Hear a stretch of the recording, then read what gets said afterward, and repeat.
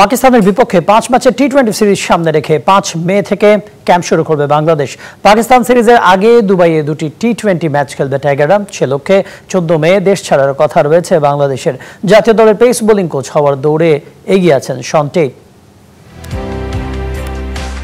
মাঠে সময়টা ভালো যাচ্ছে না বাংলাদেশের। মাঠের বাইরে টালমাটাল অবস্থা ক্রিকেটারদের নিয়ন্ত্রণ সংস্থা বিসিবির। সেদিকে অবশ্য তাকানোর জন্যই ক্রিকেটারদের একের পর এক ব্যস্ত সূচি। আফগানিস্তানের বিপক্ষে টেস্ট সিরিজ শেষ হতে না হতেই শুরু হবে পাকিস্তানের বিপক্ষে 5 টি-20 প্রস্তুতি। 2026 সালে টি-20 বিশ্বকাপ, সেটিকে সামনে রেখে এখন থেকে দল গোছাতে চায় বাংলাদেশ। তাই তো পাকিস্তানের বিপক্ষে 5 টি-20 সামনে রেখে 5 মে থেকে 10 দিনের ক্যাম্প করবে টাইগাররা। সেখানে বড় একটা স্কোয়াড নিয়ে কাজ করতে চায় টিম ম্যানেজমেন্ট।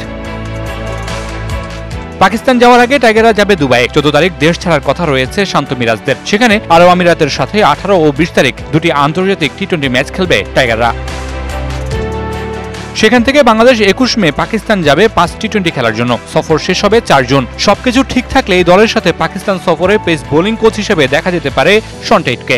সূত্র বলছে বিসিবি ওমর গুল ও শন টেটের সাথে আলোচনা চালিয়ে গেলেও এগিয়ে আছেন টেট। এদিকে জিম্বাবুয়ে সিরিজ ও পাকিস্তান সিরিজের ক্যাম্পে না থাকলেও পাকিস্তানে বাংলাদেশ দলের সাথে থাকবেন spin bowling coach Mushtaq Ahmed.